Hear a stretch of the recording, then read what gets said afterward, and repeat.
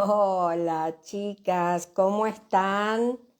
Buenas noches. ¿Se me escucha bien? Sí, ¿no? Sí, está bien. El volumen. ¿Se encuentra bien ¿Se encuentra bien el volumen o no? Buenas noches, bienvenidos. Otro encuentro más. Bueno, mientras está... bueno, se escucha bien. Me parece muy bien.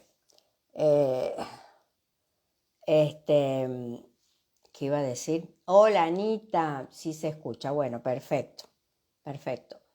Em, Redes, Facebook, Astrología Mediática, Instagram, donde estamos, @astromediática. Si les gusta, vayan compartiendo. YouTube, Astrología Mediática. Mañana ya va a estar esto en YouTube, más el vivo del jueves, que me gustaría que me vayan dejando también preguntas para ver si yo, digamos, estoy en el camino de lo que se necesita saber o reflexionar. Eh, a ver, la información tiene que ser una información que resulte fácil para reflexionar. Nada muy complicado. Bueno, el manual del alma es complicado, pero en realidad lo que nosotros estamos viendo, hola Rosario, lo que nosotros estamos viendo es nuestra naturaleza. Nosotros estamos recordando nuestra naturaleza. Por eso, cuando se presenta un conocimiento, un saber, una información complicada, no es que la información sea complicada, es que nosotros hemos perdido la memoria. Y recobrar la memoria implica un gran esfuerzo de voluntad. Por eso el conocimiento desde lo que es el trabajo de la vía, de alguna de las vías psicológicas de las 7, el conocimiento es azul.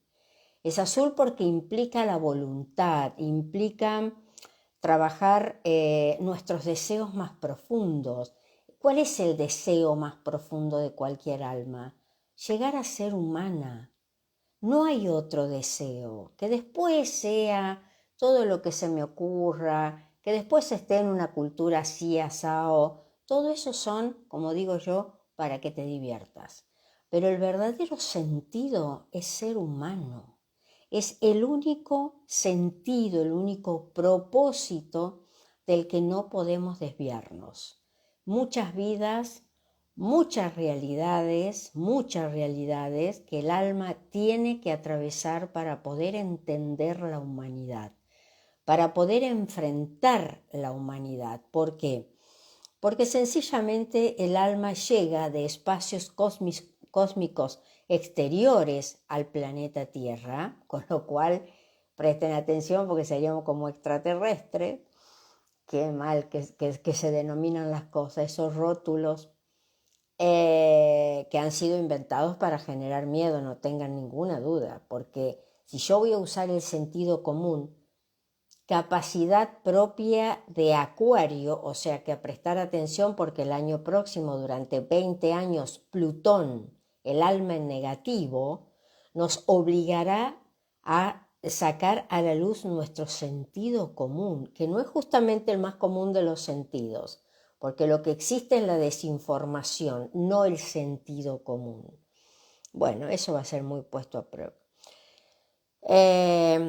Si nosotros observamos nuestra naturaleza, la gran parte de esta humanidad no tiene su naturaleza en este planeta, tiene su naturaleza en el etérico.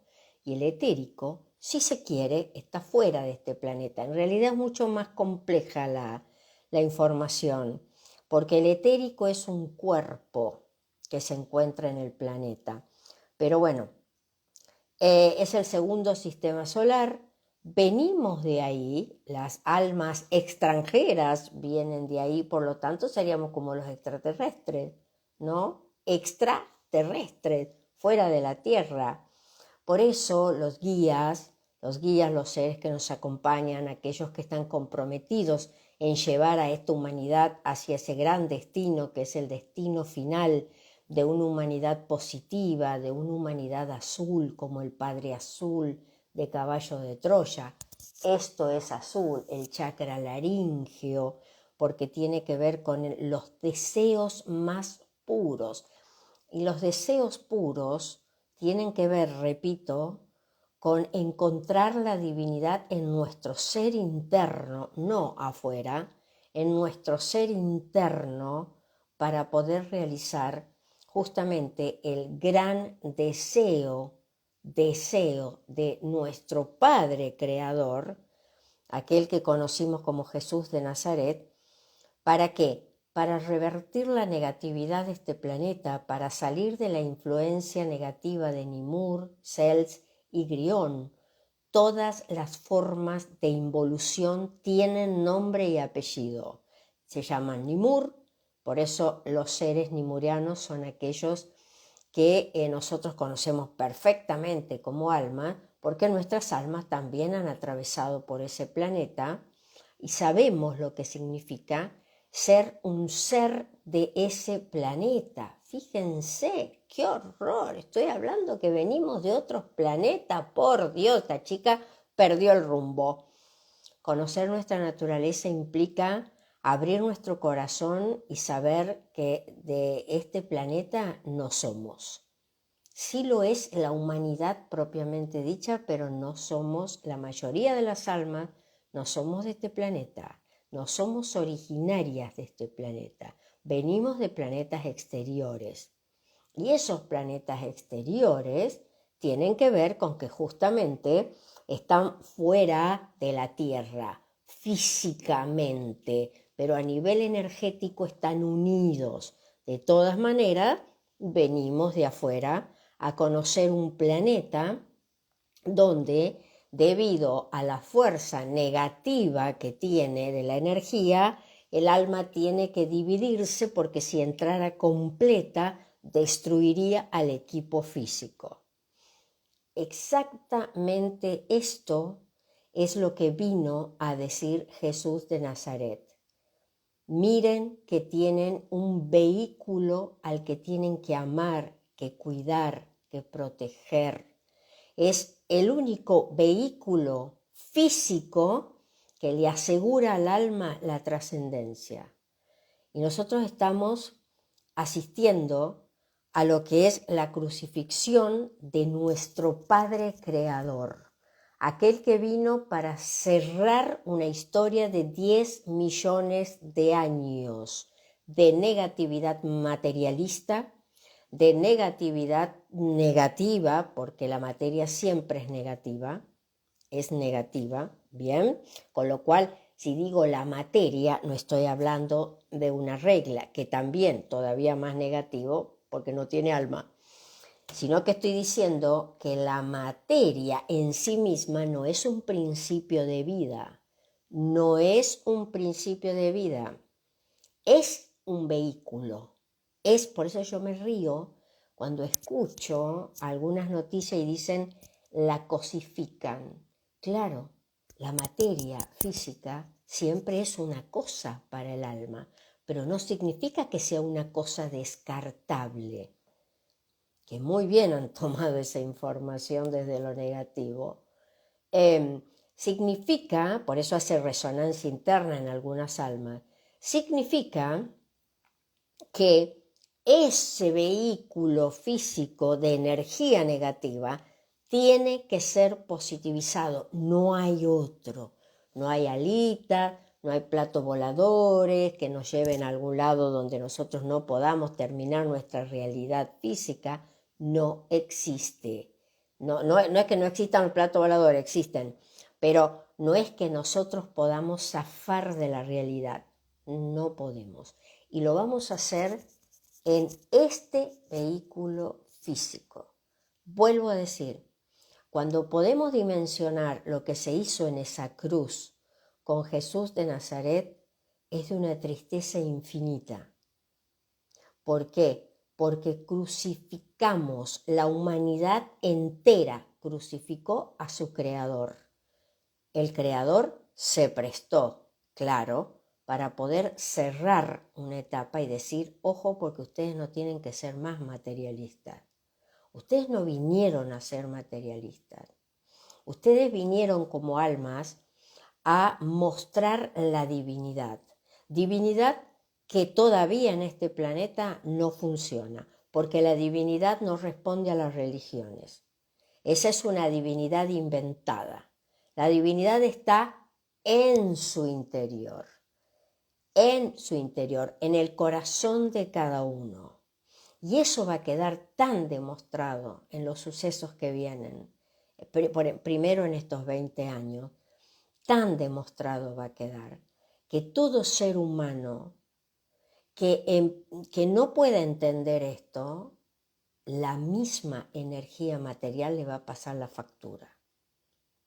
Y a nosotros la factura material se llama muerte, se llama cierre físico, se llama fin de la vida.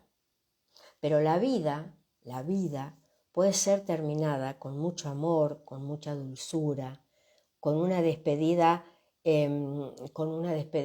fantástica.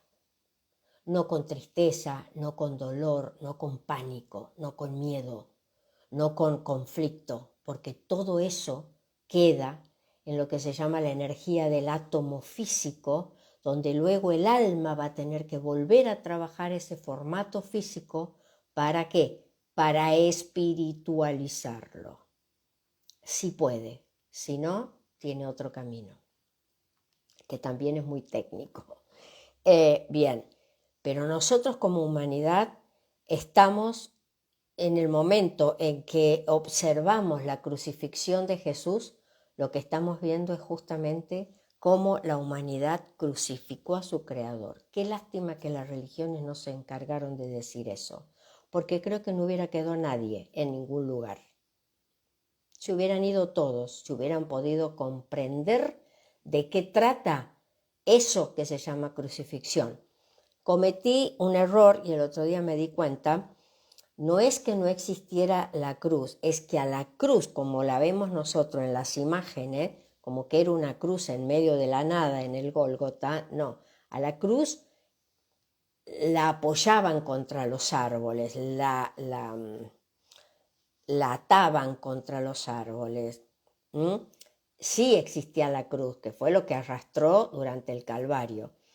Pero eso se ve que lo dije mal porque alguien me preguntó, entonces no existen las cruces. No, sí, la cruz existe, pero en realidad están apoyadas sobre los árboles. Imagino yo que porque no podían con semejante viento en ese lugar, en ese Calvario, Gólgota, que tiene la forma de un cráneo, eso es Gólgota. Me imagino que con el viento les era muy difícil mantener esas cruces, ¿no? Sobre todo porque las venían arrastrando y en el momento no era que podían hacer un pozo, clavarla, no. Era muy corto el tiempo que tenían, sobre todo en este 7 de abril, porque era la Pascua. Y para las 5 de la tarde eso tenía que estar desocupado, ¿bien? O sea que para las 5 de la tarde ya tenía que estar todo terminado. Pero digo, tiene tantas aristas esto de la crucifixión, de una humanidad crucificada, una humanidad que necesitó todas estas imágenes perversas, estas imágenes sangrientas, negativas totalmente, 2100 años de inconsciente colectivo.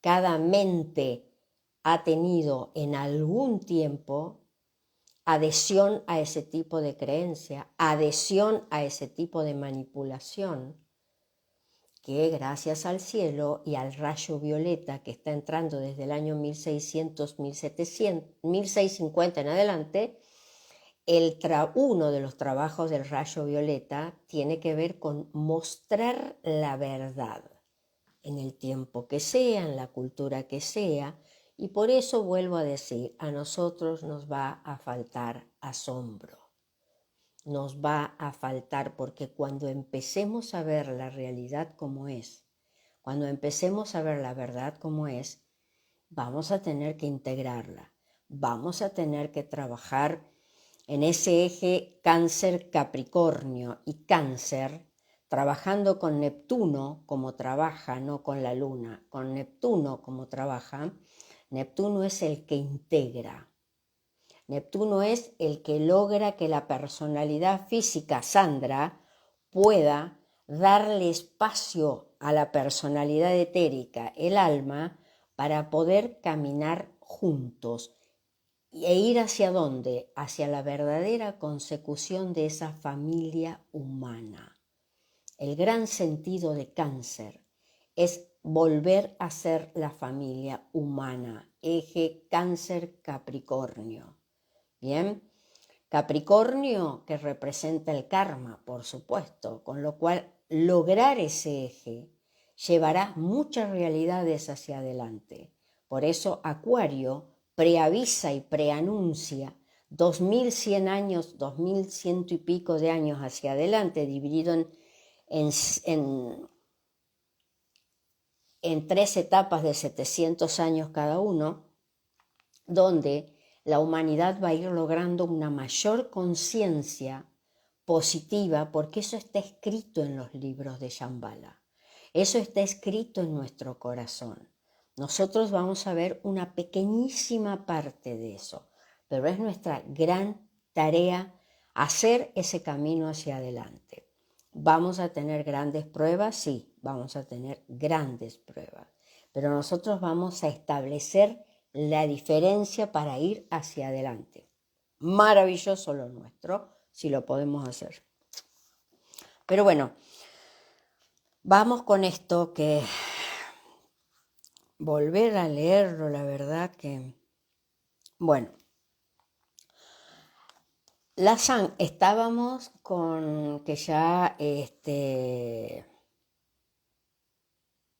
no me acuerdo, bueno, ya le habían perforado, ¿qué era lo que habían perforado?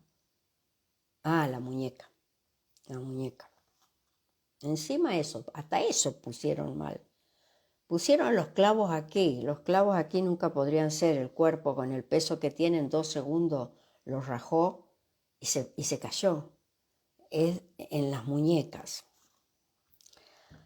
La sangre había empezado a brotar con extrema lentitud, formando un brazalete rojizo alrededor de la muñeca izquierda del nazareno.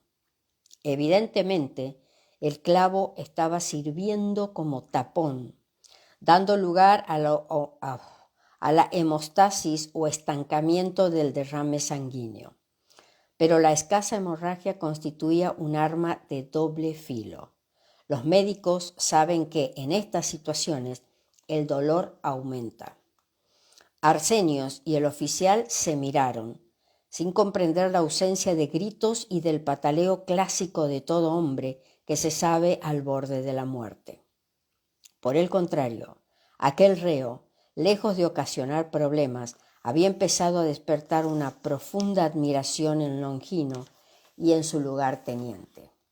El contraste con aquel celota que colgaba de la cruz y que desgarraba el aire con sus berridos y juramentos era tan extraordinario que el oficial, al caer en la cuenta que aún sostenía entre sus manos la lanza, la arrojó violentamente contra la base de las cruces, súbitamente indignado consigo mismo.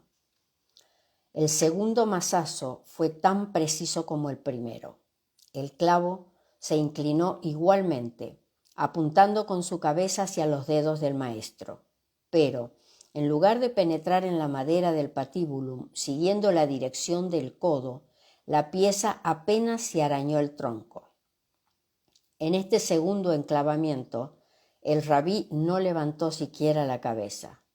Gruesas gotas de sudor habían empezado a resbalar por las sienes, tropezando aquí y allá con los coágulos. Se limitó a abrir la boca al máximo, emitiendo un ahogado e indescifrable sonido gutural. «¿Qué sucede?», preguntó el centurión al ver cómo el clavo sobresalía más de 14 centímetros por encima de la muñeca derecha. El verdugo despegó el brazo y examinó la cóncava superficie del leño. Al pasar las yemas de los dedos sobre la corteza, movió la cabeza contrariado y dirigiéndose a Longino le explicó que había dado con un nudo. Sentí cómo me ardían las entrañas.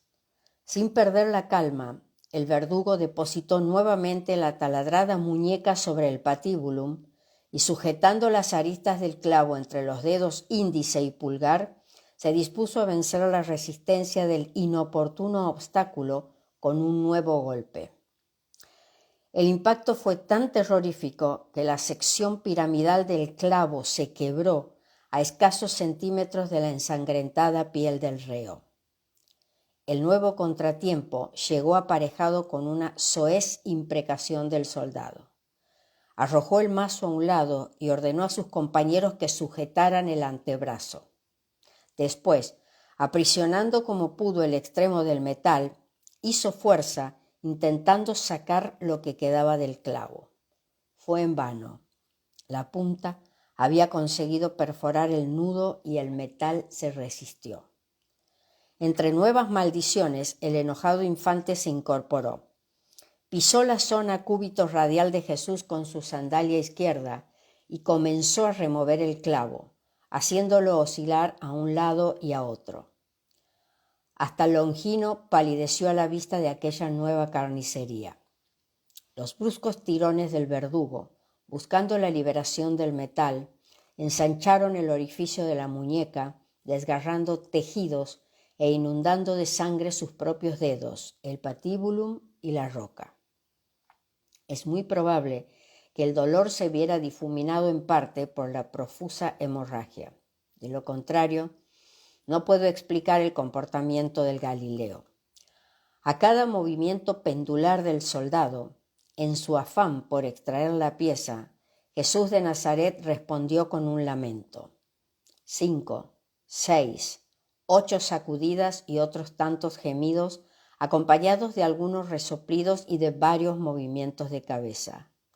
Pero aquel hombre no estalló, no protestó.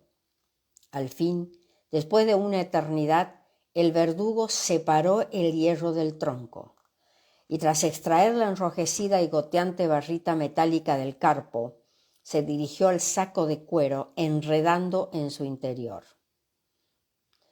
Al volver junto al Nazareno, observé que traía una especie de barrena corta con una manija de madera. Retiró el brazo del Galileo y tras escupir sobre la mancha de sangre que cubría el madero, limpió con la mano la zona donde se ubicaba el nudo. Tomó la herramienta e introdujo la rosca en espiral en el orificio practicado por el clavo. Y apoyando todo el peso de su cuerpo sobre la manija, hizo girar el vástago de hierro, taladrando la casi pétrea rugosidad con movimientos lentos pero firmes. La operación fue laboriosa, mientras la sangre del rabí siguió corriendo, formando un extenso charco sobre la blanca superficie del Gólgota. A juzgar por la velocidad de escape de la sangre, no creo que las aristas en sierra del clavo llegaran a rasgar ninguna de las arterias principales. Sin embargo, aquella pérdida empezaba a ser dramática. Jesús palidecía por minutos y temí que entrara en un nuevo estado de shock. Cuando el soldado consideró que había barrenado el patíbulum suficientemente, buscó en su cinto y se hizo con otro clavo. Antes examinó la punta y la cabeza. Una vez satisfecho, llevó el antebrazo del reo a la posición inicial. Sin embargo, en contra de lo que suponía, antes de tomar el mazo, atravesó la muñeca por el holgado orificio. Cuando la punta amaneció por la cara dorsal, el verdugo la introdujo en el agujero que acababa de formar y sólo entonces repitió el martillazo. Salvado el nudo, el clavo ingresó sin problemas en el leño. Con un segundo golpe, el brazo derecho del maestro quedó definitivamente fijado. La cabeza del clavo, al igual que había ocurrido con la de la muñeca izquierda, no llegó a tocar la carne. Ambas cabezas, horas después comprendería por qué, sobresalían entre 8 y 10 centímetros. Al igual que había ocurrido con los guerrilleros, al registrarse el enclavamiento de las muñecas, los pulgares del Galileo se doblaron, saltando y colocándose hacia el centro de las palmas de las manos, en dirección opuesta a la de los 4 dedos, ligeramente flexionados. Mientras la herida de la muñeca izquierda, de forma oval, apenas se alcanzaba los 15 por 19 milímetros, la de la derecha era mucho más espectacular, con casi 25 milímetros de longitud en el sentido del eje del antebrazo. Aquella holgura me hizo temer incluso por la estabilidad del maestro una vez que fuera levantado sobre la estipe. ¿Se produciría un desgarramiento de los tejidos? Los soldados obedecieron al oficial. Aquello se estaba demorando en exceso, así que, ayudados por el optio, izaron el patíbulum y al crucificado con él, actuando con ligereza a la hora de enroscar al prisionero en la soga que debería servir para auparlo hasta lo alto del árbol. Al pasar la maroma por la ranura del extremo de la estipe y empezar a tensarla, el madero, controlado por los mercenarios para que no perdiera su posición horizontal, inició un lento y exasperante ascenso. Pero las fuertes ráfagas de viento, acuchillando el cuerpo del nazareno con sucesivas cargas de polvo y tierra, empezó a poner en dificultades el levantamiento. El centurión reclamó a gritos la presencia de 2 de los hombres que mantenían la seguridad del Gólgota, distribuyéndolos al pie de la escalera de mano en apoyo del soldado que tiraba desde lo alto. Mientras el Galileo conservó los pies sobre la roca, la posición de sus brazos pudo mantenerse más o menos en el eje del patíbulum. Poco a poco, la cabeza recuperó la verticalidad, cayendo en ocasiones sobre el mango o extremo superior del esternón. En uno de aquellos tirones, tras inhalar una fuerte bocanada de aire, Jesús levantó fugazmente la cabeza y dirigiendo la mirada hacia el turbulento cielo exclamó: «Padre, perdónales, no saben lo que hacen». Los infantes, al escuchar la quebrantada voz, se detuvieron. El maestro había hablado en arameo. Creo que, salvo 1 o 2, el resto no le entendió, pero lamentablemente preguntaron el significado. La pareja, que sí había comprendido, se miró de hito en hito y antes de que tradujeran las frases del reo, uno de los soldados cruzó el rostro de Jesús con una bofetada. «Maldito hebreo», masculló el que le había bofeteado. «Ni muertos ni vivos son dignos de piedad». La versión del traductor fue correcta, pero los incultos mercenarios interpretaron sus frases erróneamente. «Así que no sabemos lo que hacemos», le gritó el que había practicado las perforaciones. «Pues espera y verás». Y dirigiéndose al centro del Calvario, recogió del suelo el yelmo de espinas, regresando en el acto ante el Galileo. El centurión tampoco había acertado a comprender el sentido de la expresión y vaciló ante la irritada postura de sus hombres. Supongo que no se atrevió a intervenir. En el fondo, él también se sintió ofendido por lo que parecía una burla hacia su profesionalidad. El verdugo separó el cráneo del maestro del patíbulum y de un golpe le encasquetó el capacete de púas en la cabeza. El ajuste, quizás por temor a herirse con las espinas, no fue excesivamente violento y la masa espinosa quedó medio bailando sobre las sienes del prisionero. La multitud, que en aquellos momentos debía oscilar alrededor de las 2.000 o 3.000 personas, aulló de placer al ver el gesto del romano. El maestro permaneció con la cabeza baja y sus torturadores continuaron con el izado del tronco. La considerable estatura y el peso de Jesús, posiblemente alrededor de los 80 kilos, fueron otro hándicap para los sudorosos verdugos que no tardaron en animarse mutuamente, acompasando cada tirón a otros tantos «hey», palmo a palmo, La soga fue tirando del crucificado en un ascenso interminable y sobrecogedor. Para colmo, el gentío, cada vez más excitado, se unió a las interjecciones de los verdugos, animándoles con sus ¡ey! Pero los poderosos brazos de los 3 soldados que tiraban desde el suelo y en lo alto de la escalera no eran suficientes. Temiendo que Reo y Madero se precipitaran a tierra, Longino y Arsenius no tuvieron otra opción que formar con los soldados, añadiendo sus fuerzas al levantamiento. El cuerpo del Galileo se despegó finalmente de la roca y ahí dio comienzo la cuenta atrás hacia una escalofriante agonía.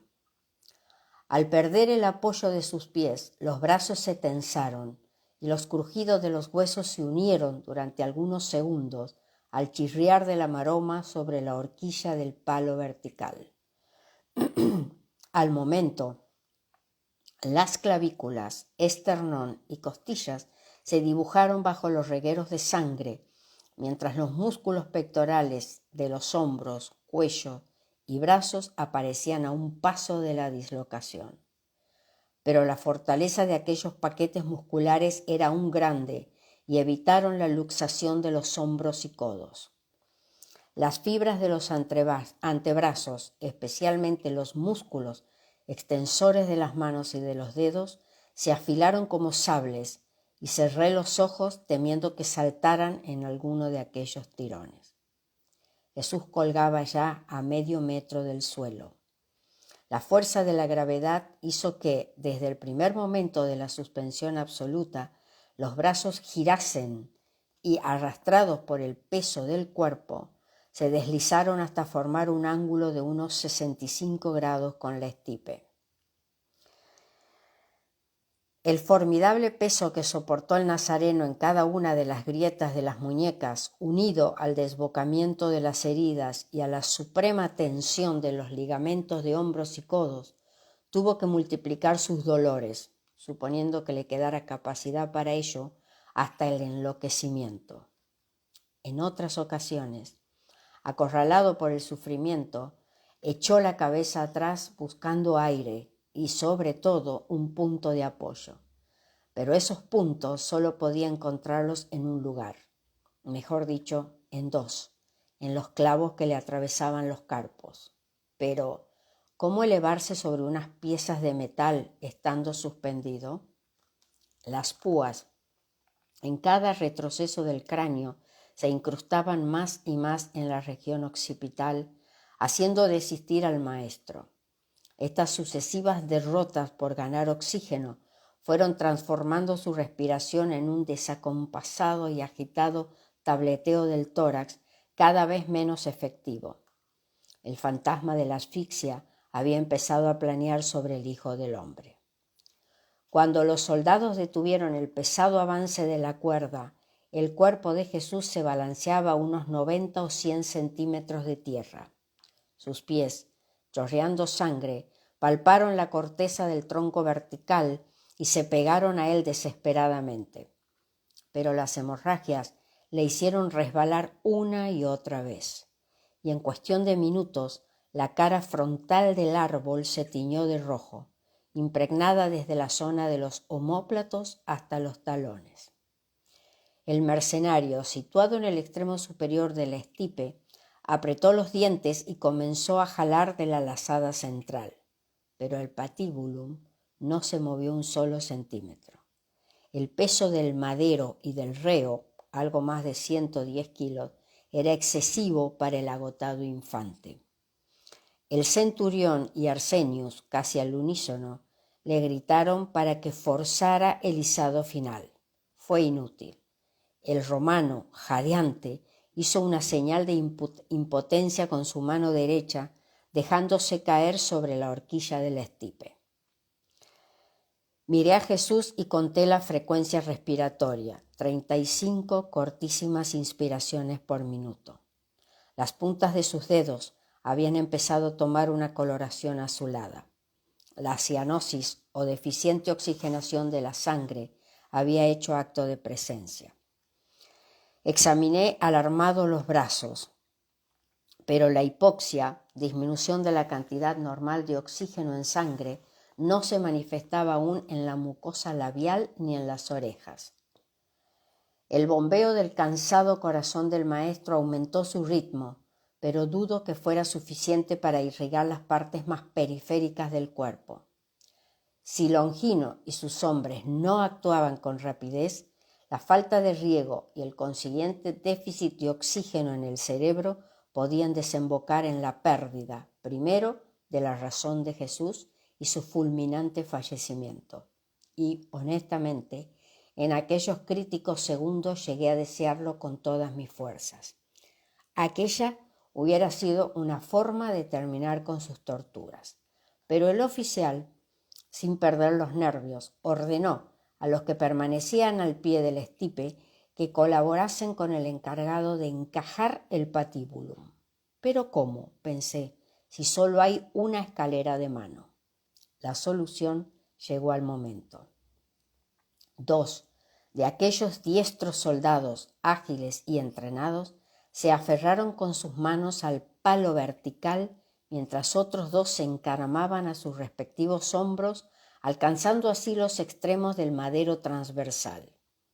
A una señal del que había vuelto a sujetar el nudo central, empujaron el leño hasta que la afilada punta del árbol entró en el agujero central del patíbulo. «Ahora», gritó el infante, situado en lo alto de la escalera. Los soldados saltaron sobre la roca, al tiempo que el centurión y el resto de los verdugos soltaban de golpe la maroma. Y el palo horizontal se precipitó hacia tierra, pero a unos 40 centímetros de la horquilla quedó encajado en el grueso perímetro del estipe. El frenazo fue recibido por la muchedumbre con grandes vítores y aplausos. El maestro acusó el impacto con un lamento más fuerte. Su respiración se detuvo algunos segundos y las brechas de las muñecas se hicieron ostensiblemente más grandes. Los dedos, agarrotados, apenas si reaccionaron ante la bárbara tracción. Longino entregó la tablilla al infante y éste procedió a clavarla por encima del patíbulum. Mientras remataba el ajuste del palo transversal, otro de los romanos tiró con fuerza de la pierna derecha de Jesús, forzando el abajamiento del hombro y de toda esa mitad del cuerpo del Nazareno. Jesús, al sentir el tirón, inclinó aún más la cabeza, separando el tronco y las nalgas del madero. Su rodilla derecha se dobló involuntariamente, pero el verdugo, que se disponía a clavar el pie, se la aplastó con un súbito mazazo. El compañero que había tirado de la pierna obligó a la superficie de la planta hasta que ésta, completamente plana, tocó la estipe. Y en un tercer clavo taladró el pie del Nazareno, entrando en el dorso por un punto próximo al pliegue de flexión. En esta ocasión, a pesar de la destreza del verdugo, la punta o las aristas del clavo desplazaron o aplastaron algunos de los ramales de las arterias digitales o de la vena safena externa, causando una hemorragia que me atemorizó. La sangre brotó a borbotones, anegando materialmente el metro escaso existente entre el citado pie derecho y el suelo del Gólgota. Es de suponer que aquel destrozo pudo afectar también al nervio tibial anterior, lacerando pierna y muslo y provocando un insoportable dolor reflejo en las ramificaciones de los nervios denominados plexo sacro y lumbar, en pleno vientre. A pesar de los horribles dolores, el Galileo siguió consciente. No podía explicármelo. El enclavamiento del pie derecho, aunque parezca mentira, alivió el ritmo respiratorio del Nazareno, al menos durante los primeros minutos de su crucifixión. Al apoyar el peso del cuerpo sobre el clavo, repartiendo así los puntos de sustentación, los pulmones lograron capturar un volumen mayor de aire, ventilando algo más los alvéolos. Pero ¿A costa de qué índice de sufrimiento se consiguió esta momentánea regularización respiratoria?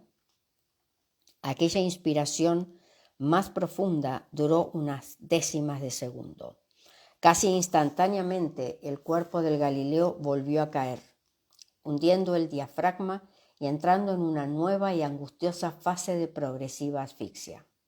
Sus inhalaciones, siempre por la boca, se hicieron vertiginosas, cortas y a todas luces insuficientes para llenar y ventilar los pulmones. Algo más tranquilo, el verdugo situó el cuarto clavo sobre la zona delantera del pie izquierdo. El golpe en los ligamentos posteriores de la rodilla, como dije, había hinchado y amoratado toda la región donde se insertan el fémur, la tibia y el peroné. Y a pesar de la rigidez de dicha pierna, el soldado la dobló violentamente, haciendo chasquear las masas óseas. El clavo entró sin problemas, resaltando, como en el caso del pie derecho, entre 5 y 6 centímetros por encima del dorso. La sangre fluyó en mayor cantidad, bien porque el metal no llegó a tocar vasos importantes o porque, sencillamente, la volemia del nazareno había descendido notablemente. La pierna izquierda había quedado flexionada, formado con el palo vertical un ángulo de unos 120 grados y abierta hacia la izquierda de la cruz. Al ver consumada la considerada talla del reo, hizo que los pies de éste quedaran por debajo del apoyo, que quizás, en el supuesto de haber coincidido, solo hubiera servido para dilatar su energía. Al ver consumada la crucifixión del rabí, la muchedumbre comenzó a gesticular, subrayando la macabra labor de los romanos con una cerrada salva de aplausos. Los sacerdotes, sobre todo, mostraban una especial satisfacción. Toda su anterior cólera se había convertido en júbilo. Su venganza estaba casi saciada. Y digo casi porque, incluso después de muerto, el cadáver del Hijo del Hombre se vería amenazado por aquella perturbada ralea sacerdotal. Mi atención quedó fija en el Iscariote.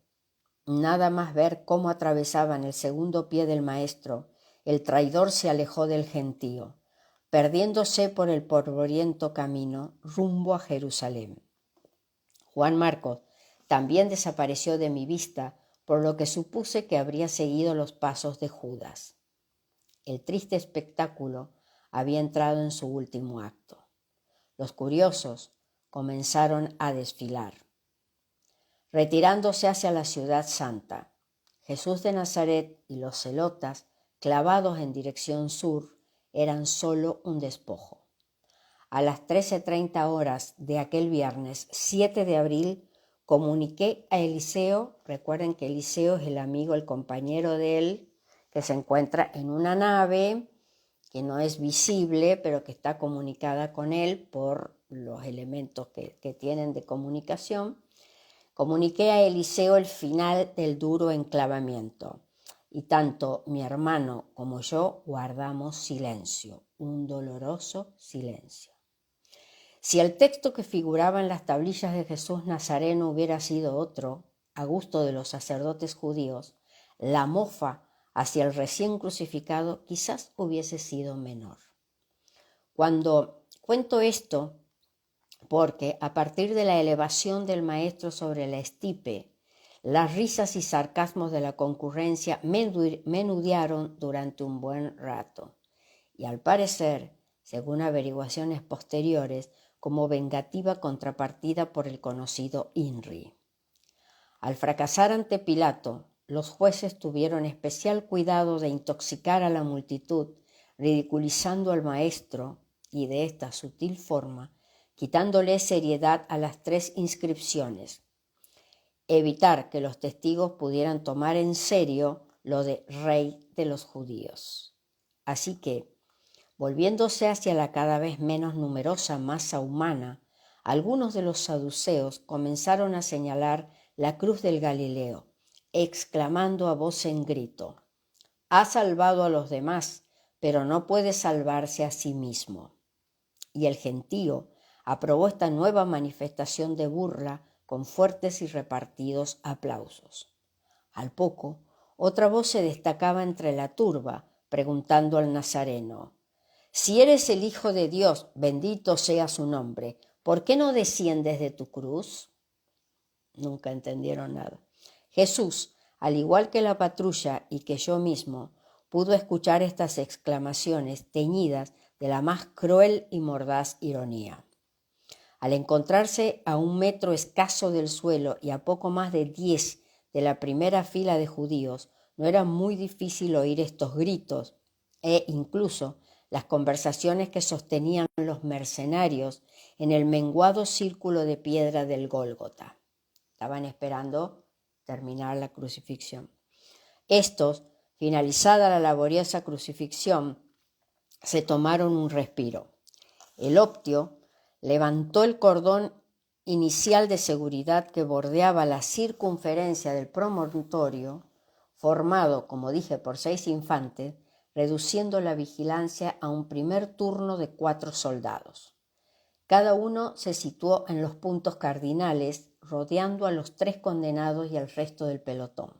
Los demás, excepto 2, se apresuraron a sentarse a unos 3 metros de las cruces y contemplaron con desgana cómo sus 2 compañeros procedían a retirar la escalera de mano, enrollando minuciosamente la maroma y recogiendo las diversas herramientas utilizadas en el enclavamiento. A la vista de aquellos preparativos, todo apuntaba hacia una larga espera. Eso, al menos, creían Longino y sus hombres. En realidad, según me informó el centurión, el relevo no llegaría hasta el ocaso. ¿Distingues ya desde tu posición los primeros frentes del Jabob? Las palabras de Eliseo me recordaron la inminente proximidad del ojo del siroco. Protegí los ojos con la mano izquierda en forma de visera y, efectivamente, en la lejanía, por detrás del olivete, descubrí unas masas negruzcas y oscilantes que avanzaban sobre un extenso frente. El oficial también reparó en aquellas amenazantes nubes de polvo y, como buen conocedor de este tipo de fenómeno meteorológico, alertó a sus hombres. La primera medida precautoria fue comprobar la estabilidad de las cruces. Las estipes, en principio, parecían sólidamente plantadas en las grietas de la roca. Sin embargo, Arsenius ordenó que las cuñas de madera fueran incrustadas al máximo. Después, los soldados rasgaron los restos de las túnicas de los celotas, convirtiéndolas en estrechas tiras. Y sin pérdida de tiempo, el oficial fue distribuyéndolas equitativamente entre los 12 infantes, hasta que no vi a uno de ellos cubriéndose las desnudas piernas con aquellas bandas de tela. No comprendí el sentido de la operación. Prudentemente, los romanos trataban de proteger su piel del azote de aquel viento terroso. Por último, la media docena de escudos de los hombres libres del servicio de vigilancia del Calvario fue tumbada en el suelo, uno junto a otro, formando una hilera y con la cara cóncava hacia arriba. Alguien recordó al pelotón las vestiduras del Nazareno que yacían aún en el extremo sur del gran peñasco. Pero, cuando los soldados las recogieron, dispuestos a trocearlas, los 4 mercenarios responsables de la custodia y enclavamiento de Jesús protestaron, argumentando, con toda razón, que aquellas prendas les pertenecían y que, dado su buen estado, las reclamaban para sí. El resto de la tropa cedió y, principalmente, antes de que la tempestad de arena cayera sobre Jerusalén, el oficial hizo inventario, repartiendo las vestimentas entre el cuaternio. A uno le correspondía la capa de púrpura que le diera Antipas, a otro el cinto, al tercero el par de sandalias, y el último se vio recompensado con el espléndido manto. Pero quedaba la túnica. ¿Qué hacer con ella? Algunos insistieron en la primitiva idea de romperla, pero el suboficial se opuso. A pesar de su deplorable aspecto, cuajada de sangre seca, mojada por el agua y la orina de Lucilio, sucia del polvo del camino y con algunos deshilachados a la altura de las rodillas, aquella prenda tejida a mano merecía un final más honorable que el de fajar las piernas de los romanos. La solución fueron los dados. El soldado responsable del saco de cuero no tardó en regresar junto al grupo, haciendo tamborilear en una de sus manos un trío de dados. Formaron un cerrado círculo y uno tras uno fueron arrojando los pequeños cubos de madera de 2 centímetros de lado sobre el suelo del patíbulo. Del uso, las piezas habían perdido su primitivo color blanco, así como el filo de las aristas. La mugre había terminado por darles un lustre característico. Los valores de cada cara, perforados mediante alguna herramienta o instrumento al rojo, se hallaban repartidos de forma que siempre la suma de los lados opuestos diera 7. Y como digo, se produjo el lanzamiento. 1-5-3, 6-3-4, 1-3-5 y 5-3. El ganador plegó cuidadosamente su túnica mientras entre la multitud se escuchaban frases hirientes contra el maestro. Tú, que querías destruir el templo y reconstruirlo en 3 días, sálvate a ti mismo. Si tú eres el rey de los judíos, proclamaban otros, baja de la cruz y te creeremos.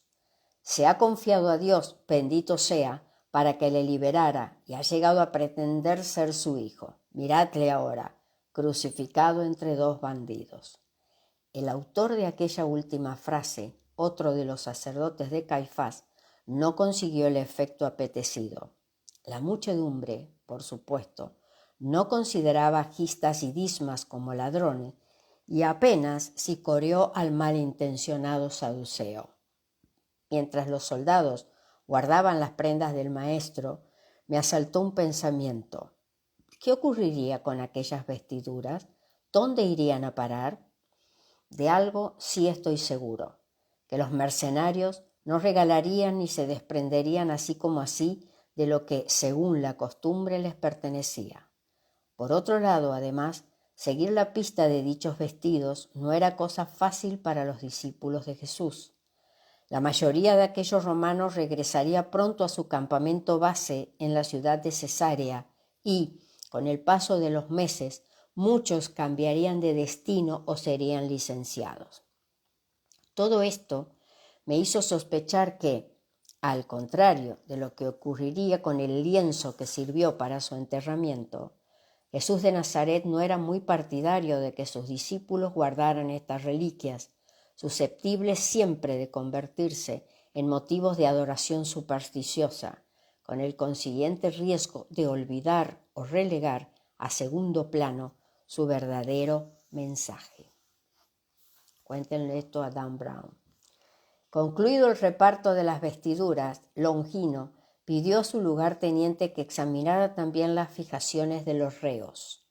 El optio se aproximó próximo a la cruz de la derecha y tocó la cabeza del clavo del pie izquierdo del guerrillero.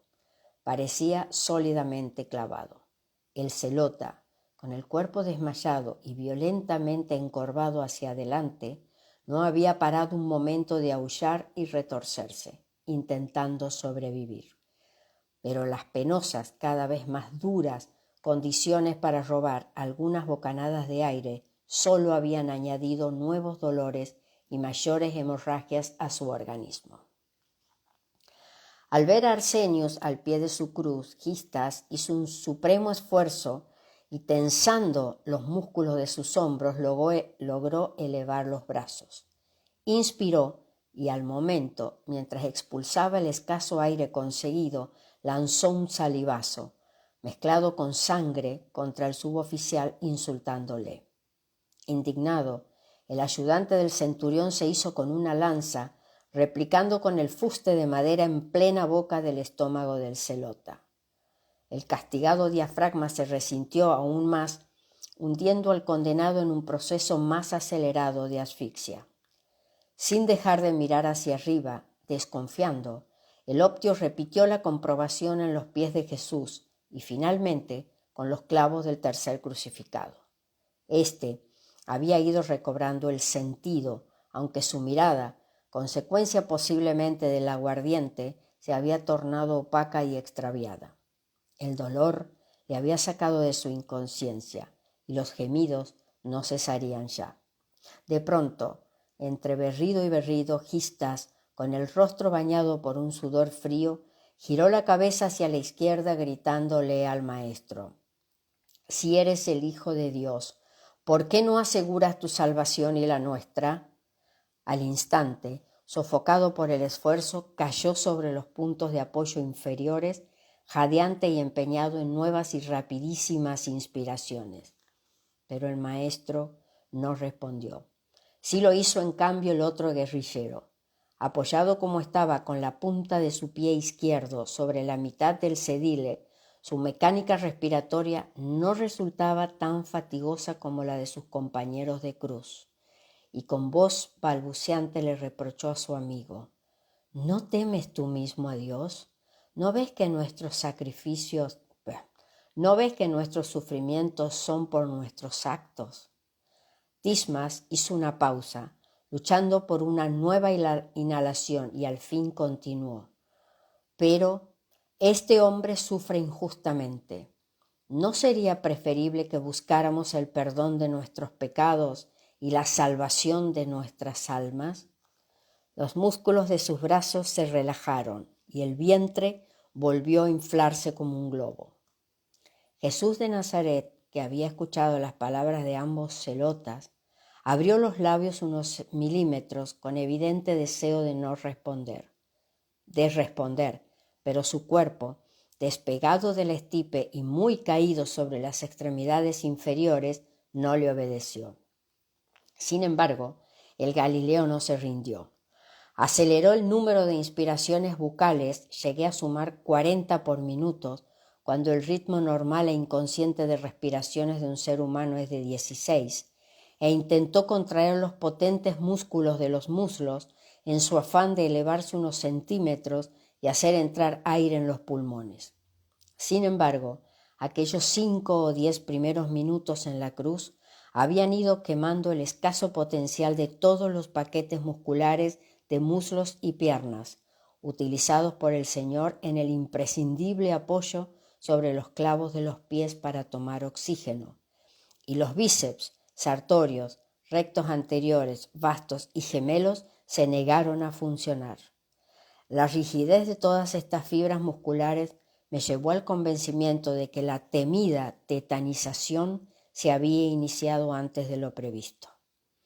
Este dolorosísimo cuadro, la tetanización, se registra siempre al entrar los músculos en un proceso anaerobio o de falta de oxígeno. En estas condiciones, el ácido láctico existente en las fibras musculares no puede metabolizarse cristalizando. El organismo se ve sometido entonces a un dolor lacerante bien conocido por los atletas. Al comprender que sus piernas habían empezado a fallar, el maestro, presa de las primeras convulsiones y espasmos musculares propios de la incipiente pero irreversible tetanización, forzó las articulaciones de los codos al tiempo que, buscando apoyo en los clavos de las muñecas, pedía a la musculatura de sus antebrazos que le sirviera de puente para elevar a su vez la de los hombros. Entre jadeos, inspiraciones y lamentos entrecortados, provocados por el roce o aplastamiento de los nervios medianos de las muñecas con el metal que perforaba sus carpos, aquel ejemplar humano venció al fin la fuerza de la gravedad, izándose sobre sí mismo y relajando el diafragma. Los deltoides, duros como piedras, transformaron sus hombros en manos, y la boca del nazareno se abrió temblorosa, ganando a medias la batalla de la inspiración del aire polvoriento que nos azotaba. Al observar el titánico esfuerzo de Jesús, el celota que le había defendido volvió a hablarle. «Señor», le dijo con voz suplicante, «acuérdate de mí cuando entres en tu reino». Y al tiempo que expulsaba parte del aire robado en la última inhalación, el Galileo, con las arterias del cuello... Uy, perdón.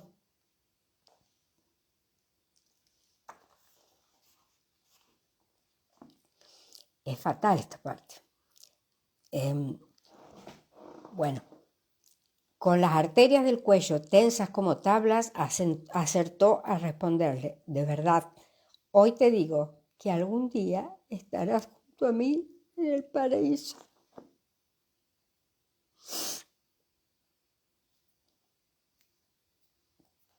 Bueno, ya las 10. Vamos a dejar aquí, marco, porque todavía falta. Bien, bueno, bravo, bravísima esta parte. Chicos, beso a todos, hasta el próximo martes.